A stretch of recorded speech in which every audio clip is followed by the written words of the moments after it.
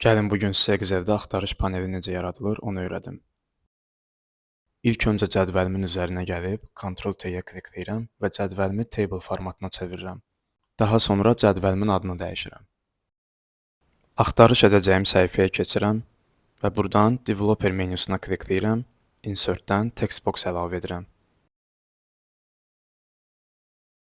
Sağ düyməni klikləyib Properties hissəsindən Linked Cell-ə gəlirəm və F2 yazıram. Axtarış edəcəyim səhifədə filter funksiyasından istifadə edirəm və ekranda gördüyünüz funksiyanı yazıram.